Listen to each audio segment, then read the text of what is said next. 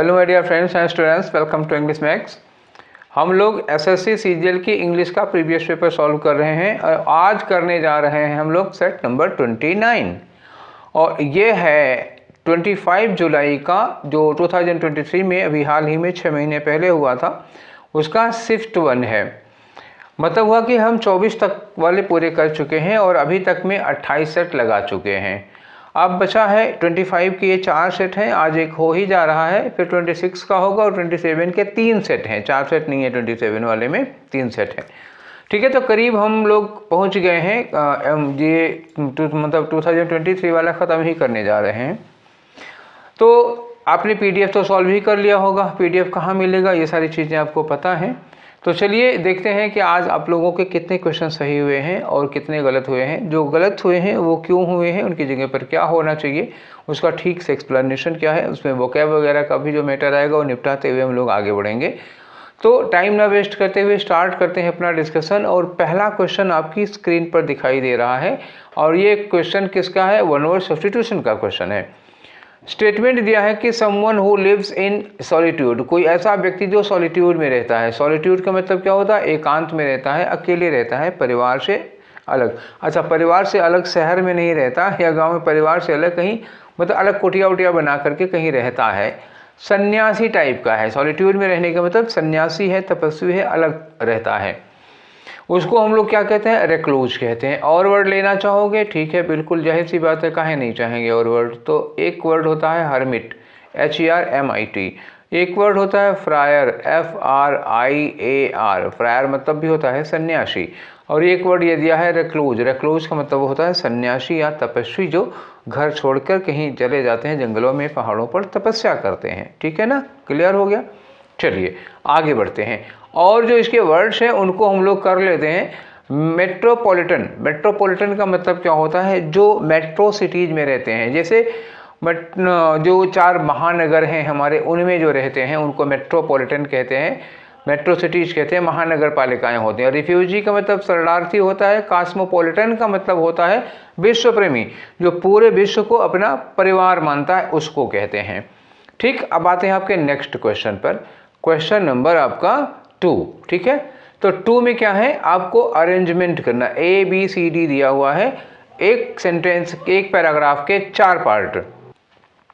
अब इन चारों को आपको क्रम से लगाना है। तो देखिए कौन सा पहले आता है, कौन सा बीच में और कौन सा बाद में। तो लेकिन एक बार तो आपको पढ़ना पड़ेगा।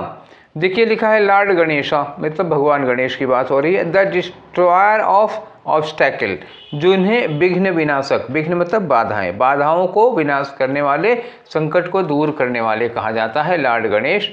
Is worshipped for his wisdom and brilliance, उनको उनके ज्ञान के लिए उनकी पूजा की जाती है। दूसरा है people adore the goddess Lakshmi, adore का मतलब होता है वर्शिप करना, पूजा करना। People adore the goddess Lakshmi and Lord Ganesh on Diwali, Diwali के दिन भगवान गणेश और देवी लक्ष्मी की पूजा की जाती है। लिखा है दिस न्यू ईयर, इस नए साल पर Diwali is marked by merchants establishing new account books. ठीक है ना, ये व्यापारियों का नया साल होता है, इस दिन ये लोग नया अकाउंट बुक शुरू करते हैं। ठीक है, आगे लिखा है goddess Lakshmi is also worshipped, goddess Lakshmi की भी आल्सो लगा ना, इनकी भी पूजा की जाती on Diwali for wealth and success.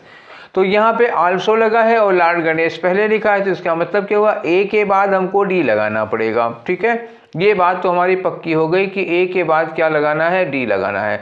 AD का पेयर ढूंढ लो, तो यहाँ पे मिल गया हमको एडी, और कहाँ पे मिल रहा है, यहाँ पे हमको मिल रहा है एडी, और किसी में एडी नहीं मिल रहा। तो पहले तो ये बात हो गई कि ए वाला होगा या तो और तीसरा वाला होगा। अच्छा, अब इसके पहले हमको क्या करना पड़ेगा, इसके पहले हमें करना पड़ेगा जहाँ पे दोनों लोगों की बात की गई है कि दिवाली पर भगवान गणेश की और देवी लक्ष्मी की पूजा की जाती है, फिर अलग अलग करेंगे, लॉर्ड गणेश की विघ्न विनाशक के रूप में और देवी लक्ष्मी को धन संपत्ति के लिए हम करते हैं। तो पहले दोनों आ जाएंगे जिसमें दोनों होंगे। तो बी वाले में कहा रहे हैं कि दिवाली में लोग गणेश जी की और लक्ष्मी की पूजा करते हैं, तो पहले बी वाली कर लो। बी में गणेश लक्ष्मी दोनों की पूजा है, ए में गणेश जी की है, डी में आल्सो लगा दिया है लक्ष्मी जी के साथ में, तो आल्सो वाला बाद में आता है। ठीक है। तो BAD, बी पहले होगा AK, तो बी पहले होगा AK, तो अब हमारे पास कौन सा ऑप्शन बचा हुआ है, बी पहले होगा AK, तो हमारे पास ये ऑप्शन बचा हुआ है, ठीक है ना। और यहाँ लिखा दिस न्यू ईयर, अब ये भी लिखा है ना, तो अब इसके मतलब जो कहते हैं कि जो व्यापारी लोग हैं नई अकाउंट बुक स्टार्ट करते हैं इसी दिन से, तो ये दिवाली के बाद का लगा दो, तो इसको लास्ट में लगा दो। वैसे BAD का कॉम्बिनेशन कहाँ है, यहाँ BAD का कॉम्बिनेशन नहीं, यहाँ भी नहीं, यहाँ भी नहीं, BAD का कॉम्बिनेशन केवल यहाँ पर है, तो आपका पहला वाला आंसर करेक्ट होगा। चले आगे, चलिए अपना क्वेश्चन नंबर 3 आ जाइए, ठीक है। तो क्वेश्चन नंबर 3 में फिर से अरेंजमेंट का क्वेश्चन है, लेकिन अब की बात देखो, S1 में क्या दिया इन्होंने, स्टार्ट दे दिया, और S6 में क्या दे दिया, एंड दे दिया। और ये पैराग्राफ नहीं है, ये एक सेंटेंस है। चलो, तो लिखा है कि he sat in his seat, वो अपनी सीट में बैठा। Hardly showing any science of hearing, मतलब सुनने का कोई संकेत नजर नहीं आ रहा था। बिसाइड द बेड, बेड के बगल में, ये हो सकता है सीट कहाँ पर है, सीट हो सकता है बिसाइड के बगल में, बेड के बगल में हो। गेजिंग एक्सटर्नली, घूरते हुए। At the patient's face, patient के चेहरे पर, ठीक है। अब आगे लिखा कि what they were saying to him, तो यहीं पे आ जाएगा हियरिंग वाला, जो लोग वो कह रहे थे उसको वो सुन नहीं रहा था, ठीक है ना। तो सबसे पहले क्या करेंगे, हम ये बताएंगे कि वो बेड कहाँ पर था। लिखा he sat in his seat, और यहाँ लिखा बिसाइड द बेड, वो जो सीट थी कहाँ थी, बेड के बगल में थी। तो इसके पहले क्या लगाते हैं हम, बी लगाते हैं, ठीक है। तो बी से शुरू होने वाला केवल एक ऑप्शन है, यही दिया है BCDA, और कोई ऑप्शन ही नहीं है। अच्छा, मैच करके देख लो, बी हो गया, बी के बाद क्या लगाओगे, ही के लिए गेजिंग एक्सटर्नली, वो घूर घूर के देख रहा था, कौन, यही ही देख रहा था घूर घूर के, तो सी लगा लो। अच्छा, इसके बाद देखो ईड, अब घूर के देख रहा था, गेजिंग किसको देख रहा था, जाहिर सी बात है पेशेंट्स को, फेस को देख रहा था, तो ये किसको देख रहा, आप एक लगाओगे, डी लगा लोगे, है कि नहीं। और वो ये दिखा रहा था कि हम सुन कुछ नहीं रहे हैं। अब यहाँ लिखा है यहाँ सेइंग, और यहाँ लिखा है हियरिंग, तो जाहिर सी बात है कि हम सेइंग के पहले वाला लगा देंगे, तो लास्ट में क्या लगा दिया, ए लगा दिया, और ये एकदम से सटीक मिल गया हमको। क्लियर, चलिए आगे आते हैं आपके क्वेश्चन नंबर 4 पे। तो क्वेश्चन नंबर 4 में क्या है, देखो एरर का क्वेश्चन है। लिखा we hardly knew nothing about the manager who had recently joined, हम कुछ भी नहीं जानते, वी कुछ नहीं जानते थे किसके बारे में, उस मैनेजर के बारे में जिनकी अभी हाल ही में ज्वाइनिंग हुई है। अब देखो भैया, हार्डली क्या होता है, हार्डली एक नेगेटिव वर्ड है, और नथिंग क्या है, ये भी नेगेटिव वर्ड है। और एक सेंटेंस में दो नेगेटिव वर्ड लगते नहीं है, या तो हार्डली लगा दो या नथिंग लगा दो, या तो कहो वी हार्डली न्यू एनीथिंग, या तो कहो वी न्यू नथिंग, तो एक काम होगा। तो हार्डली और नथिंग दोनों एक साथ नहीं हो पाएगा, और ये रहा आपका चौथा वाला आंसर, ठीक है। चौथे में चौथा। अब आ जाओ, देखिए पांचवे में क्या होता है। पांचवे में पांचवा तो होगा नहीं, क्योंकि 4 ही ऑप्शन होते हैं। चलो, पांचवे क्वेश्चन किसके बारे में है, यह है खाली जगह भरने को। लिखा है Raghav had a good dash for stage plays. Stage का मतलब क्या हुआ, जो स्टेज पर नाटक होते हैं उसके लिए राघव के अंदर में क्या है। अब क्या है, अब इसके लिए 4 ऑप्शन दिया है, ट्रूप, ये वाला ट्रूप दिया है, ये वाला ट्रूप दिया है, ये वाला ट्रूप दिया है, ये वाला ट्रिप दिया है। होमोफोन से रिलेटेड क्वेश्चन है, क्या होगा यहाँ पर बताइए आप लोग। तो आंसर क्या होता है, पहला वाला जो ट्रूप है इसको देख लो, TROOP। तो TROOP जो होता है, होता है सेना की टुकड़ी। सेना में नहीं होता कि सेना की ट्रूप ने आक्रमण किया, तो ये सेना की टुकड़ी होता है, ठीक है। दूसरा वाला जो ट्रूप है TROUPE, इसमें क्या होता है, डांसर्स की टुकड़ी होती है। ये भी टुकड़ी है किसकी, डांसर्स की। तो प्ले के लिए, स्टेज प्ले के लिए तो हो सकता है ये ट्रूप हो, सेना मतलब डांसर्स की टुकड़ी, डांसर्स हो सकते हैं। तीसरा वाला जो लिखा है ट्रोप, ये होता है मोटिव। मोटिव का मतलब जैसे आप प्ले वगैरह लिखते हैं तो उसके लिए क्या होता है, मोटिव हो जाता है, एक मोटिव होता है, उद्देश्य या पर्पज कह सकते हो इसके लिए। तो यहाँ मोटिव फिलहाल नहीं लग पाएगा, आपको लगाना होगा ट्रूप, ठीक है। आगे लिखा है ट्रिप। ट्रिप तो मतलब जानते हैं, यहाँ यात्रा वगैरह करते हैं तो उसके लिए ट्रिप कहा जाता है। 1 ट्रिप, 2 ट्रिप, 3 ट्रिप लगाए ट्रिप होता है। ठीक है, तो आंसर कौन सा हुआ? 2 डांसर्स की टुकड़ी स्टेज प्लेज के लिए है उनके पास। नेक्स्ट क्वेश्चन आ जाओ क्वेश्चन नंबर 6 में। 6 में क्या करें? वन वर्ड सब्स्टिट्यूशन है। तो क्या लिखा? वन हु लव्स मैनकाइंड, ऐसा आदमी जो इंसान से बहुत प्यार करता हो। तो मैनकाइंड के लिए हम लोग ये यूज़ करते हैं एंथ्रोप, कभी और भी आया है इसके पहले। और लव के लिए हम लोग क्या लगाते हैं? फिल वर्ड यूज करते हैं। तो फाइल और एंथ्रोप को एक में मिला दो, हो जाएगा फिलैंथ्रोपिस्ट। ठीक है, ये आंसर हो गया पहला वाला। अब पेसिमिस्ट का मतलब क्या होता है? निराशावादी होता है, जो जीवन में हमेशा नेगेटिविटी देखता है। मेरे पास ये नहीं है, मेरे पास ये नहीं है, तो हमेशा ये नेगेटिव के बारे में सोचता है। ऑप्टिमिस्ट इसी का उल्टा, आशावादी, कम है तब भी वो उम्मीद में रहता है। अथीस्ट का मतलब क्या होता है? नास्तिक, a person who does not believe that there is God, मतलब गॉड है इसमें उसका कोई भरोसा विश्वास नहीं होता, नास्तिक होता है, अथीस्ट होता है। तो आंसर फिलैंथ्रोपिस्ट। आगे आते हैं अपने अगले क्वेश्चन पे, क्वेश्चन नंबर 7। क्वेश्चन नंबर 7 में कह रहे हैं इनकरेक्टली स्पेल्ड वर्ड बताओ। तो प्रोसेस की स्पेलिंग तो ठीक है, फिलहाल ये आंसर नहीं होगा। टूर की भी स्पेलिंग सही है तो आंसर नहीं होगा। ट्रायम्फ का मतलब क्या होता है? विक्ट्री, जीत। ठीक है ना, ये क्या हो गया? विक्ट्री या जीत। स्पेलिंग सही है तो ये भी आंसर नहीं होगा। तो अब इसको तो गलत होना ही पड़ेगा, तीनों सही हो गए। तो सैंडविच, सैंडविच में देखो ये बाद में जो WITCH लिखा है ना, चुड़ैल वाली, तो वो चुड़ैल वाली नहीं होगी। सैंड मतलब बालू, बीच मतलब चुड़ैल, तो हो गया रेगिस्तान की चुड़ैल, ऐसा नहीं होगा। ये खाने वाला सैंडविच है। सैंडविच तो जानते हैं ना? हाँ ठीक है, खाए भी होंगे। इसको कहेंगे सैंड, SANDWICH। ठीक है, इसमें टी ना लगाओ नहीं तो चुड़ैल हो जाएगी। तो ये चौथा वाला आपका आंसर होगा, क्योंकि इसकी स्पेलिंग गलत है। चलिए आगे आते हैं। अब आते हैं आपका क्वेश्चन नंबर 8। 8 में क्या करें? अपोजिट मीनिंग बतानी है आपको। जो वर्ड दिया है यहाँ पर इनकम्पिटेंट, इसकी अपोजिट मीनिंग बतानी है। तो जरा कॉम्पिटेंट की मीनिंग समझो क्या होता है। कॉम्पिटेंट मतलब होता है योग्य, सक्षम। ठीक है, एबल होता है, कोई कुशल कह सकते हो इसको। कॉम्पिटेंट का मतलब कुशल।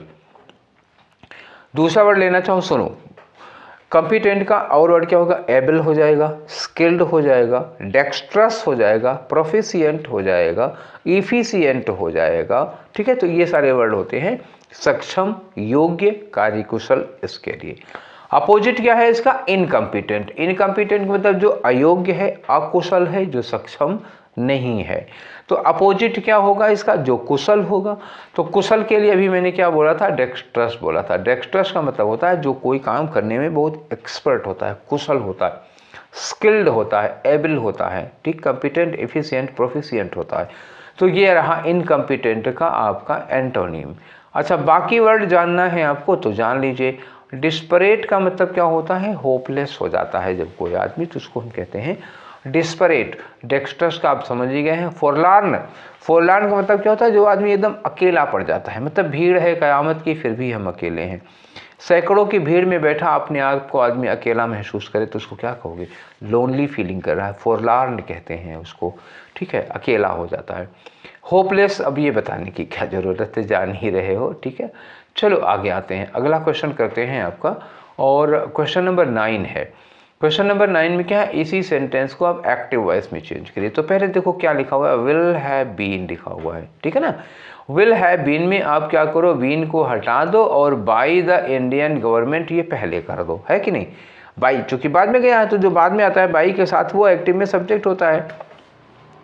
बाई 2040 हो गया, आगे लिखा है कि इंडियन गवर्नमेंट, तो द इंडियन गवर्नमेंट शुरू में आना चाहिए। द इंडियन गवर्नमेंट, ये पॉपुलेशन लिख दिया है तो गलत हो गया। द इंडियन गवर्नमेंट ये ठीक है, और द इंडियन पॉपुलेशन, पॉपुलेशन होगा नहीं, गवर्नमेंट की बात हो रही है। लिखा है द इंडियन गवर्नमेंट। आपके पास 2 ऑप्शन मिला, 2 ऐसे ही कट गए। यहाँ लिखा इज सक्सेसफुली, तो इज यहाँ लग ही नहीं सकता, क्या होगा? विल हैव लगेगा। अब एक ऑप्शन आपका बचा, वही करेक्ट होगा।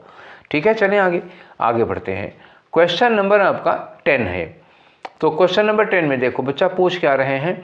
कह रहे हैं कि जो इटैलिसाइज्ड है, जो तिरछा तिरछा लिखा हुआ, ये देखो मैंने करा रखा है ना, ये इसकी क्या बतानी है आपको? इसको सब्स्टिट्यूट करो। ये इडियम है, करेक्ट इडियम लगाओ इसके लिए जो इसको सब्स्टिट्यूट कर सके। तो यहाँ क्या लिखा है? कंटेम्पलेटिंग, तो कंटेम्पलेट का मतलब क्या होता है, किसी चीज़ का बहुत ज़्यादा चिंतन करना, किसी पर बहुत ज़्यादा मनन करना, गंभीर चिंतन करना, उसको कहते हैं कंटेम्पलेट करना। ठीक है। Sally has been contemplating for a few days but still has not decided to quit the job. कई दिनों से चिंतन कर रही है, सोच विचार कर रही है, मनन कर रही है, पर अभी भी वो डिसाइड नहीं कर पाई है कि वो नौकरी को छोड़े या नहीं छोड़े। ठीक है। तो इसके लिए मतलब यही बात, कंटेम्पलेट करने वाली बात को आप इडियम में बताइए ना, मुहावरे के रूप में बताइए, तो क्या होगा आपका इसमें सोचने विचार करने के लिए। ये होता है चीविंग द कड, ये है चीविंग द कड। च्यू द कड का मतलब होता है किसी चीज़ पर बहुत गहन विचार, बहुत गहन चिंतन करना। ठीक है। तो आंसर आपका ये हो गया। बाकी जो और इडियम्स हैं उनकी भी मीनिंग मैं बता देता हूँ आपको। कूलिंग वंस हील लिखा है। कूलिंग वंस हील का मतलब आपकी एड़ियाँ ठंडी हो जाएं। एड़ियाँ ठंडी होने का मतलब क्या हुआ, आप किसी का बहुत लंबा इंतजार कर रहे हो। ठीक है, बहुत लंबा किसी का इंतजार कर रहे हो। To wait for a long time, ये होता है cooling ones heel. Biting the dust का मतलब होता है टू बी डिफीटेड, हार जाना। ठीक है ना। धूल चाटना, बाइटिंग द डस्ट का मतलब क्या होता है, धूल चाटना। धूल चाटने का मतलब क्या होगा, टू बी डिफीटेड, आप हरा दिए गए हैं, किसी ने आपको हरा दिया है, ये हो गया टू बी डिफीटेड। अब आ गया अचीविंग द डस्ट, मैंने बताया था इसके बहुत गहन चिंतन मनन करना। आगे लिखा है get into hot water. Get into hot water का मतलब मुसीबत में फंस जाना, किसी संकट में, किसी परेशानी में फंस जाना, वो होता है गेट इनटू हॉट वाटर। ठीक है। आगे बढ़ते हैं, अगला क्वेश्चन देखते हैं हम लोग, क्वेश्चन नंबर 11। तो 11 में क्या है जी, अरे यार 11 में साइनोनिम बताना है आपको, किसका, जुडिशियस का। जुडिशियस एक्चुअली जानते हो बहुत ही जजमेंटल होता है, मतलब बहुत ही उचित होता है, बहुत ही न्याय कह सकते हो, उसके पास इतनी बुद्धि होती है कि बहुत न्यायप्रिय होता है। जो फैसला देता है ना, बहुत अच्छा फैसला देता है। वो समझदार व्यक्ति होगा कि नहीं होगा। जुडिशियस मतलब जो बहुत अच्छी राय दे, जो बहुत अच्छा फैसला सुनाए, उसको हम क्या कह सकते हैं, आप जीनियस कह लो। ठीक है ना, जीनियस कह लो, इंटेलिजेंट कह लो। ठीक है ना, ब्रिलियंट कह लो। ठीक है, समझदार, वाइज कह सकते हो। शार्ट साइटेड का मतलब क्या होता है, बहुत अपनी एकदम आंख के आगे देखता है, दूर की नहीं देखता। अदूरदर्शी कह सकते हैं इसको, ये नहीं लगेगा। केयरलेस, लापरवाह, निगेटिव वर्ड हो जाएगा। सेंसिबल का मतलब होता है समझदार। ठीक है, क्या हो गया ये, समझदार हो गया। और देख लेते हैं इम्प्रूडेंट। देखो प्रूडेंट तो समझदार होता है, प्रूडेंट जो होता है वो क्या होता है, ज्ञानी होता है। ठीक है, तो इम्प्रूडेंट का मतलब होता है जो समझदार ना हो, अज्ञानी हो, मूर्ख हो, इम्प्रूडेंट होगा। तो काटो ये सब, एक ही ऑप्शन समझदार के लिए दिया हुआ है।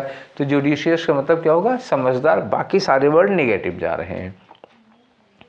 अगला आ जाओ क्वेश्चन नंबर 12 में। 12 में एरर बतानी है आपको। लिखा here come the bus for Lucknow. ठीक है, लखनऊ का भी नाम आ जाता है क्वेश्चन में कभी कभी। Here come the bus for Lucknow, ये लखनऊ वाली बस, ये लो लखनऊ वाली बस आ गई। तो ये कम किसके लिए लगा है बच्चा, बस के लिए लगा है। और बस के लिए लगाओगे तो क्या होगा, कम नहीं होगा, तब क्या होगा, कम्स होगा, क्योंकि बस सिंगुलर है। सिंगुलर के लिए क्या लगाओगे, वर्ब में एस लगाना पड़ेगा। तो ये चौथा वाला आंसर हुआ आपका। ठीक है, देयर और हेयर के बाद अगर वर्ब आती है तो अपने कॉम्प्लीमेंट के अकॉर्डिंग यूज की जाती है। नेक्स्ट क्वेश्चन में आ जाओ 13 वाला। 13 में क्या कह रहे हैं कि जो अंडरलाइन पार्ट है इसको आपको इम्प्रूव करना है ना, इडियम लगाना है। देखो क्या है, correct idiom for underline part. इसके लिए आप सुटेबल इडियम ढूंढिए। इन परफेक्ट ऑर्डर, ठीक है, तो यहीं से बता सकता हूँ लेकिन पढ़ लो। As soon as the principal came to know about the inspection in the school, principal को पता चला कि इंस्पेक्शन के लिए ऊपर से अधिकारी आ रहे हैं, स्कूल में इंस्पेक्शन होगा, तो हर चीज़ क्या होगा, इन परफेक्ट ऑर्डर। मतलब कभी आप लोगों ने पढ़ा होगा, देखा होगा, जब इंस्पेक्शन आता है, इन्फेक्शन मुँह से निकल गया गलती से, जब इंस्पेक्शन आता है, जब ऊपर से अधिकारी आते हैं चेक करने के लिए, हर चीज़ बहुत व्यवस्थित हो जाती है, घास वास सब साफ हो जाती है, और क्लास में तब सब बड़े पंक्चुअली टाइम पे टीचर पढ़ाने आने लगते हैं। मतलब एकदम बहुत मैनर्ड हो जाता है, सब कुछ बढ़िया, सब बहुत ऑर्डर में हो जाता है, सारे टीचर अपने आप राइट हो जाते हैं। ठीक है, तो अब यहाँ इन परफेक्ट ऑर्डर के लिए आप इडियम लो। लिखा है एक एप्पल लिखा है, एक एप्पल ऑफ डिस्कार्ड लिखा है, एक एप्पल पाई ऑर्डर है, एक एप्पल ऑफ वंस आई है। तो ये सारे एप्पल पर बना दिया इन्होंने। चलो सबका मतलब भी बता देंगे। तो एप्पल पाई ऑर्डर का मतलब होता है एकदम परफेक्ट ऑर्डर में, तो एप्पल पाई ऑर्डर आपका आंसर हो गया। ठीक है, चलो ये आंसर हो गया। जो बचे हुए हैं उनको बताओ, ठीक है। एले एप्पल का मतलब होता है ब्रिक या ईंट वगैरह होती है, जैसे कोई टुकड़ा उकड़ा पत्थर वत्थर का छोटा सा टुकड़ा होता है, ब्रिक ईंट वगैरह या पत्थर वगैरह का टुकड़ा उठा के किसी के सर पे मार सकते हैं इसको। एप्पल ऑफ डिस्कार्ड का मतलब होता है झगड़े की जड़। जैसे हम कहें कि Kashmir is Apple of discard between India and Pakistan, तो जो कश्मीर है वो इंडिया और पाकिस्तान के बीच में क्या है, एप्पल ऑफ डिस्कार्ड है। अच्छा, एप्पल ऑफ वंस आई होता है किसी की आंखों का तारा। जैसे मतलब जो बच्चे होते हैं अपनी माँ बाप की आंखों का तारा होते हैं, बहुत दुलारे होते हैं, उनको बहुत प्रिय होते हैं, मतलब वेरी डियर। कोई भी व्यक्ति या वस्तु किसी को जब बहुत प्रिय होती है उसको क्या कहते हैं, एप्पल ऑफ योर आई, ठीक है। चलें आगे, चलिए क्वेश्चन नंबर 14 में आ जाओ। तो इसमें क्या कर रहे हैं, इनकरेक्टली स्पेल्ड वर्ड है, तो बताओ किसकी स्पेलिंग गलत है। हेलुसिनेट की स्पेलिंग गलत है, या एलिमनी की स्पेलिंग गलत है, या हेलोवीन की गलत है, या स्ट्रक्चरल की गलत है। तो आई थिंक ये एलिमनी की स्पेलिंग गलत है, ठीक है, ये आंसर होगा। हेलुसिनेट की स्पेलिंग सही है। हेलुसिनेशन क्या होता है, फिजिक्स में आपने पढ़ा होगा। हेलुसिनेशन कोई कभी हमको भ्रम हो जाता है, जहाँ जो चीज़ नहीं होती वो दिखाई देती है, वो हेलुसिनेशन होता है, भ्रम कहते हैं इसको। हेलोवीन क्या चीज़ होती है? हेलोवीन का मतलब जानते हो, 31 अक्टूबर की नाइट, ठीक है। ये मतलब क्रिश्चियनिटी में होता है नाइट ऑफ 31 अक्टूबर, ठीक है, ये होता है नाइट ऑफ 31 अक्टूबर, हेलोवीन कहा जाता है। स्ट्रक्चरल का मतलब होता है संरचना से संबंधित। बचा एलिमनी। एलिमनी क्या होता है, गुजारा भत्ता होता है। गुजारा भत्ता का मतलब क्या होता है, जब दो में तलाक हो जाता है, पति पत्नी में तलाक हो जाता है, तो अगर पत्नी की कहीं नौकरी वोकरी नहीं लगी है, या उसकी कहीं जब तक दूसरी जगह शादी नहीं हो जाती तब तक उसके हस्बैंड को उसको पैसा देना पड़ता है, गुजारा भत्ता जिसको कहते हो आप, तो ये होता है गुजारा भत्ता, ये हो गया, ठीक है ना। तो ये एलिमनी कहते हैं उसको, ठीक है। आंसर फिलहाल यही है, और आंसर में स्पेलिंग क्या होगी ना, देखो ALI होता है, ALIMONY, तो इसमें क्या लिखा है, डबल L लिखा हुआ है, ठीक है, इसलिए ये गलत हो जाएगा। आगे आ जाइए क्वेश्चन नंबर 15 में। तो ये रहा आपका 15। तो 15 में क्या है, फिर से खाली जगह भरने का क्वेश्चन है। Hundreds of firms went bankrupt. बहुत सारी सैकड़ों जो फर्म्स हैं, कंपनियां हैं, वो क्या हो जाती है, बैंकरप्ट हो जाती हैं, मतलब दिवालिया हो जाती हैं। तो व्हाट इज बैंकरप्ट? बैंकरप्ट का मतलब क्या हुआ, if a firm takes loan and it is unable to pay loan. जो कर्जा लिया है उसको लौटा नहीं पा रहे हैं, तो जो कंपनी कर्जा नहीं लौटा पाती है, नहीं चुका पाती है, उसको बैंकरप्ट कहते हैं। और अगर ऐसा आदमी है कोई तो इसको इंसॉल्वेंट कहते हैं। इंसॉल्वेंट आदमी दिवालिया हो जाए इंसॉल्वेंट, और कोई कंपनी दिवालिया हो जाए तो बैंकरप्ट हो जाता है। ड्यूरिंग द किस समय ये लोग दिवालिया हुए, तो कोई भी कंपनी वगैरह है वो दिवालिया कब होती है, किस समय होती है, ढूंढ के बताओ। रिवीजन के समय, रिमिशन के समय, या रिसीजन के समय, या रिसेशन के समय। तो इसमें देखो, रिवीजन का मतलब क्या हुआ, आप किसी चीज़ को रिपीट कर रहे हो, दोहरा रहे हो, तो ये लगेगा नहीं। रिमिशन का मतलब क्या होता है, क्षमा, पार्डन होता है। क्षमा के समय तो होगा नहीं है। रिसीजन कुछ होता नहीं है। रिसेशन का मतलब क्या हुआ, आर्थिक मंदी। तो कंपनियां कब दिवालिया हो जाती हैं, जब मंदी चल रही होती है तो दिवालिया हो जाती है। तो लगेगा क्या यहाँ पे, रिसेशन लगेगा, ठीक। अगला क्वेश्चन, तो क्वेश्चन नंबर 16 बच्चा। 16 में देखो क्या कर रहे हैं, साइनोनियम बताना है आपको एक्सटॉल का। एक्सटॉल का मतलब जानते हो क्या होता है? एक्सटॉल मतलब होता है किसी की खूब प्रशंसा करना, खूब तारीफ करना। तो प्रेज हो गया आपका साइनोनिम, ठीक है। रिवार्ड क्या होता है, इनाम देना। पनिश का मतलब दंड देना। डिस्मे का मतलब एक तरह से आश्चर्य होता है, सरप्राइज होता है। तो 16 में आंसर कौन सा हो गया आपका, पहला वाला हो गया, ठीक। आगे बढ़िए आप 17 में आ जाओ। तो 17 में देखो क्या करना है आपको, ये जो ब्लू से लिखा हुआ है, the doctor treated the victim of the violence very carefully, इसको आपको पैसिव में बताना है, ठीक है। The doctor treated the victims of the violence very carefully. तो किसका ट्रीट किया उन्होंने, देखो ट्रीटेड वर्ब की सेकेंड फॉर्म है, तो इसका मतलब हम क्या लगाएंगे, वाज वर लगाएंगे। अच्छा, ये विक्टिम्स कई सारे हैं, तो इसके लिए क्या लगेगा, वाज या वर लगेगा, तो वर लगेगा, ठीक है ना।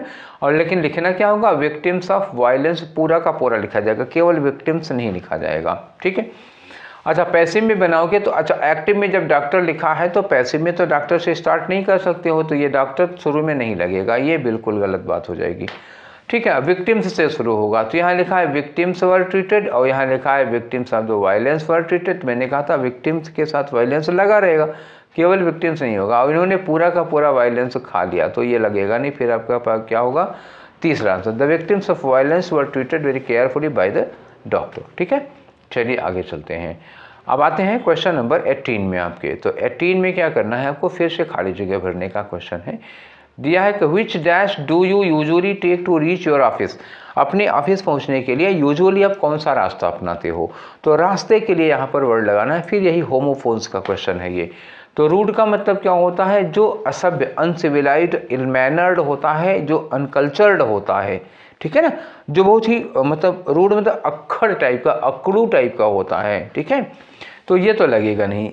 रास्ते की बात हो रही है, राउट लिखा है ROUT, तो राउट का मतलब होता है बहुत बैड डिफीट, बड़ी बुरी हार। ठीक है, क्या हो गया, बुरी हार, ये होता है। तो ये भी नहीं लग पाएगा, ये दोनों तो गए। ROOT, रूट क्या होता है, ये होता है जड़। जड़ क्या होता है, पेड़ वगैरह की जो जड़ होती है उसको रूट कहते हैं। अब आपके पास एक रास्ता बचा है, इस रूट का मतलब क्या होता है, रास्ता कहते हैं ना, रूट नंबर इसकी बस है। ठीक है, किस रूट से जाएंगे तो रूट बताते हैं रास्ते के लिए, तो ये आपका होगा ROUTE होगा। ठीक है, चलें आगे। अगला क्वेश्चन आता है आपका क्वेश्चन नंबर 19 में क्या करना है आपको, वन वर्ड बताना है। स्टेटमेंट है, a speech bye an actor at the end of a play. जैसे कोई प्ले हो रहा हो, कोई नाटक, कोई भी बुक ले लो यार, प्ले हो, पोएम हो, नॉवेल हो, कुछ भी हो, एंड में जो राइटर है या एक्टर जो लास्ट में बोलता है, ज़्यादातर फिल्मों में या प्ले वगैरह में होता है, प्ले ख़त्म होता है तो कोई एक्टर लास्ट में आके कंक्लूड करता है, कुछ बात रखता है। तो जब भी एंड लगेगा तो एंड में आप क्या यूज करते हो, एपी। ठीक है, और शुरुआत में होता है तो क्या होता है, प्रो या प्री होता है। शुरू में यही बात, कोई शुरुआत में कुछ बोल रहा था तो उसको कहते हैं प्रोलॉग या प्रीफेस, दो होता है, प्रोलॉग या प्रीफेस। और अगर लास्ट में नाटक वगैरह के अंत में कुछ बोला गया है, किसी कैरेक्टर के द्वारा डायलॉग बोले गए हैं, तो उसको क्या कहते हैं, एपीलॉग, LOGUE, लॉग कन्वर्सेशन के लिए लग गया। तो पीछे मतलब प्ले वगैरह के लास्ट में एपीलॉग होगा, तो ये हो गया आपका एपीलॉग। ठीक है, प्रोलॉग का मतलब क्या होता है, जो पहले होता है, नाटक वगैरह शुरू करने के पहले जो आके एक तरह से इंट्रोडक्शन देते हैं। मोनोलॉग क्या होता है कि इसमें एक कैरेक्टर बोलता है, बाकी सब सुनते हैं, बोलता और कोई नहीं है।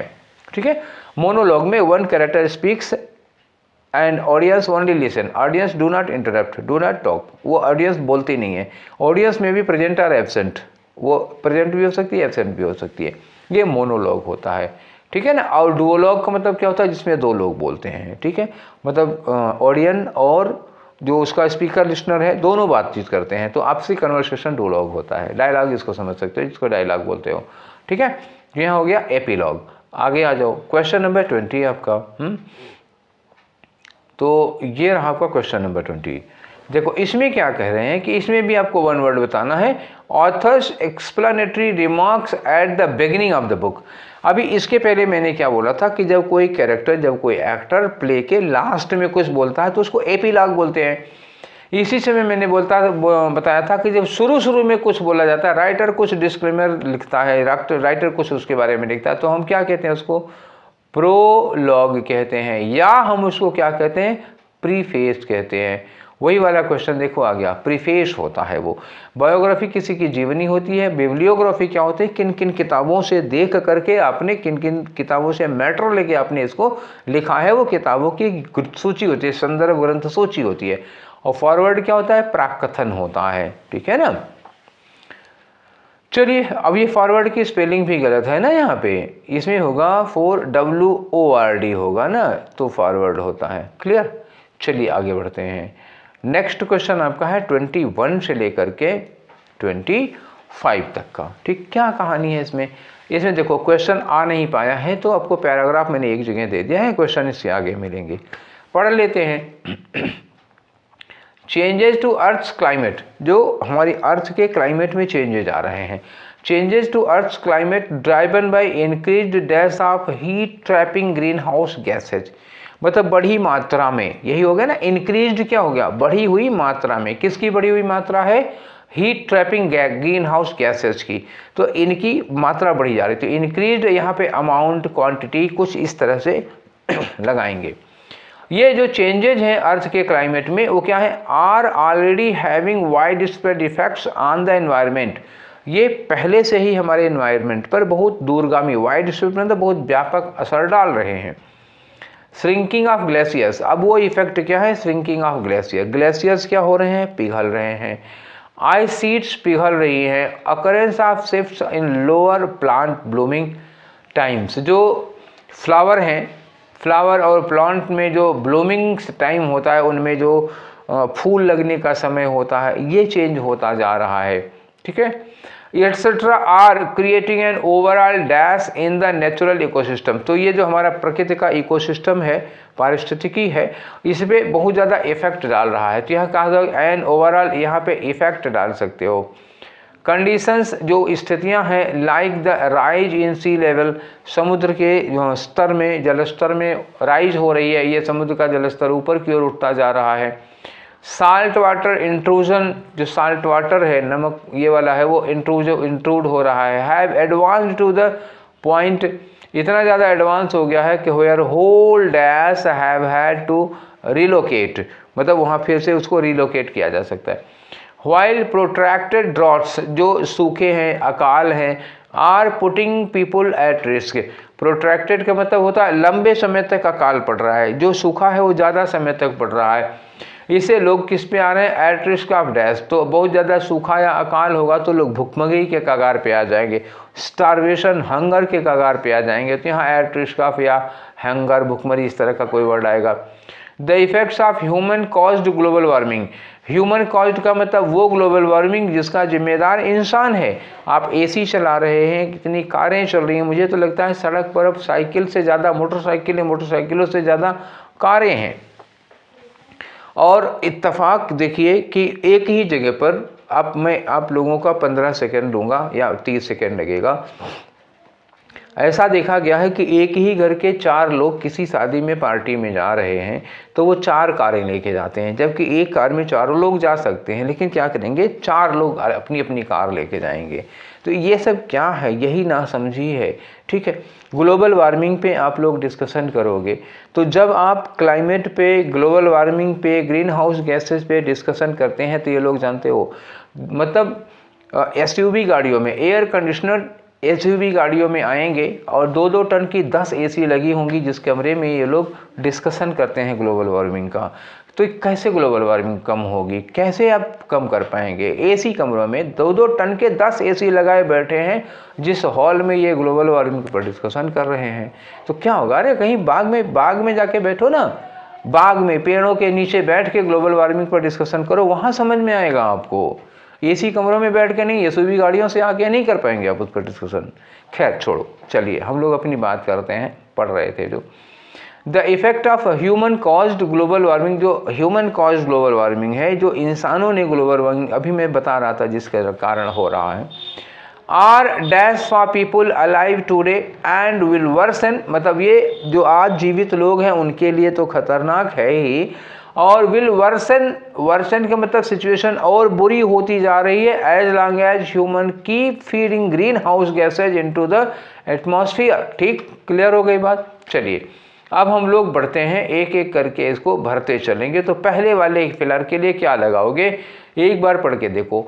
Changes to the earth climate driven by increased dash of heat tripping greenhouse gases are already having widespread effect on environment. तो यहाँ पे मैंने कहा था कि इनके अमाउंट बढ़ता चला जा रहा है, ठीक है, आ जाओ, अमाउंट बढ़ता जा रहा है। तो पहले वाले में क्या करेंगे, इस पहले वाले के लिए ग्रीन हाउस गैसेज का क्या है, फर्टिलाइजेशन बढ़ रहा है कि क्रिएशन बढ़ रहा है कि फीडिंग बढ़ रही है, इमिशन बढ़ रहा है। इमिशन मैंने अमाउंट बोला था लेकिन अमाउंट यहाँ पे नहीं दिया है, तो अब क्या लगाओगे, उत्सर्जन, ग्रीन हाउस गैसेज का उत्सर्जन। उत्सर्जन का मतलब वातावरण में ये बहुत ज़्यादा और ज़्यादा डाले जा रहे हैं, तो ये उत्सर्जन हो गया ग्रीन हाउस गैसेज का।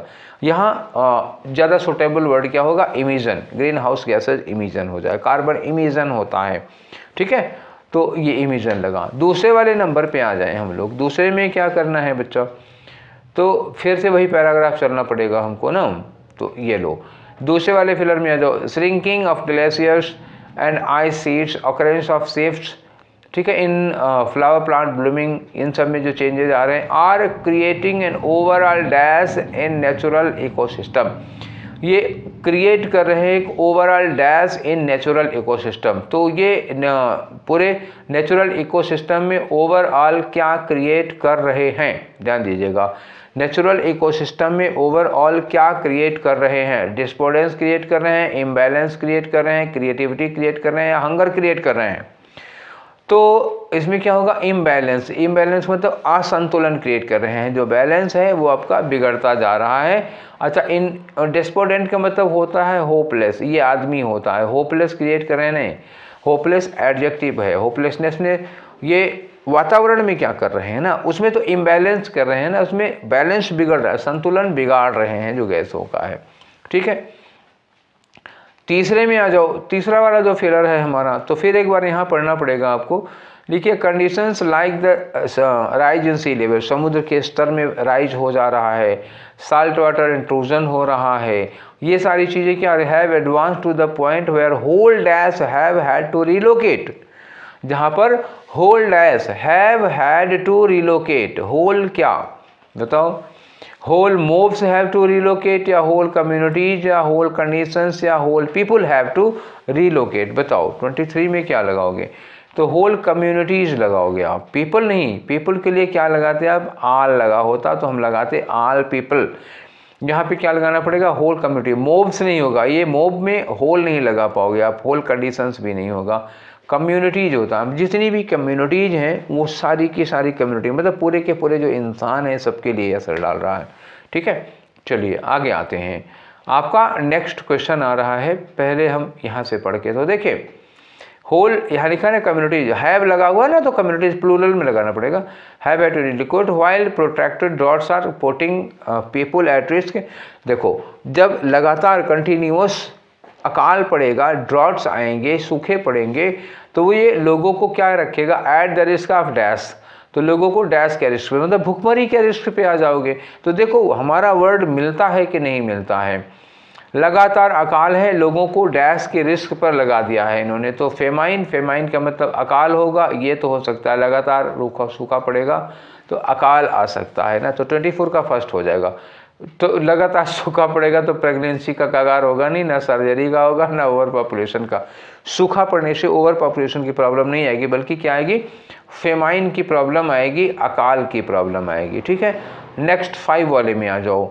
तो 5वां वाला फिलर जो है उसको एक बार पढ़ के देखो। लिखा है the effects of human caused global warming are dash for people alive today. तो जो ह्यूमन काज्ड पोल्यूशन है, जो ह्यूमन काज्ड ग्लोबल वार्मिंग है, वो are dash for people living today, जो आज लोग जी रहे हैं उनके लिए तो खतरनाक है। तो 25 में क्या करोगे? कुछ खतरनाक से मिलता जुलता वर्ड यहाँ पे लेना होगा हमको, ठीक है। तो खतरनाक से क्या होगा? हार्ट ब्रेकिंग है, या कॉन्ट्राडिक्टरी है, या इरिवर्सिबल है, या कंडीशनल है। तो आज की जो सिचुएशन में है उसमें हमारी सिचुएशन क्या हो गई है? इरिवर्सिबल हो गई है। इरिवर्सिबल का मतलब जो जितना नुकसान हो चुका है, जितना डैमेज हो चुका है, वो फिर से ठीक होने वाला करीब करीब नहीं है, और आगे और बदतर होता जाएगा। अच्छा, आज इरिवर्सिबल है तभी तो आगे और बदतर होगा। आगे लिखा था ना वर्षन होते जाना, ठीक है। मैं आपको फिर से दिखाता हूँ, ठीक है। यहाँ इसको क्लियर करके आपको दिखाता हूँ। देखो, यहाँ इन्होंने कहा कि ह्यूमन क्लास ग्लोबल वार्मिंग है, ये क्या है? Dash for people alive today, आज के लोगों के लिए डैश हो गया है, और विल वर्सन, वर्सन का मतलब बदतर होता जाएगा। अच्छा, बदतर कब हो जाता है? यहाँ पे सिचुएशन इरिवर्सिबल हो जाएगी। इरिवर्सिबल मतलब पहले जैसा था हम वैसे कर नहीं पाएंगे। अब कितने पुल गिरा दोगे, कितनी सड़कें तोड़ डालोगे, कितनी रेल लाइन उखाड़ दोगे कि वहाँ पर फिर से पेड़ लगा सको? जो डैमेज कर चुके हो वो डैमेज रिवर्स होने वाला नहीं है। हाँ, अब उसकी भरपाई कुछ और जो और पेड़ वेड़ लगा के कर सकते हो। अब शहरों को तो नहीं गिरा दोगे ना, जो इंडस्ट्रियलाइजेशन और अर्बनाइजेशन की वजह से या डेवलपमेंट के नाम पे जो नेचर का सत्यानाश हुआ है वो, ठीक है। तो ये थे आज के 25 क्वेश्चंस। सेट नंबर कौन सा है? 29। ठीक है, आप गुणा करके लगा लीजिएगा कितने क्वेश्चन हो चुके हैं। तो हम लोग डेट 25 जुलाई में एंट्री कर चुके हैं, 3 सेट इसके और हैं। उसके बाद आप 26, 27 पे आ जाएंगे, फिर ये फिनिश हो जाएगा। ठीक है, तो आज का सेशन आप लोगों को कैसा लगा अपनी राय ज़रूर दीजिएगा। ठीक है, और आप लोग जो डिमांड किए हैं, एक बच्चे ने कहा सीपीओ वाला पेपर कराने को, बेटा मैं कोशिश करूंगा, मैं उसको कराने की मूड में है। मैं उसको पेपर डाउनलोड करके उसका पहले पीडीएफ बना के डिस्कस कराऊँ। आपने मेंस के लिए कहा है तो मेंस के ही, अगर सारे नहीं तो 1, 2, 3, 4 तो करा ही देंगे, कुछ ना कुछ करा देंगे। ठीक है, आप वो कराऊँगा जरूर, आपने कहा है तो ज़रूर कराऊँगा। ठीक है, तो ये सेशन आप लोगों को कैसा लगा दोस्तों के साथ शेयर करिए। फिर कल मिलते हैं हम लोग इसके सेकेंड शिफ्ट वाले पेपर के साथ। Till then take care, thank you.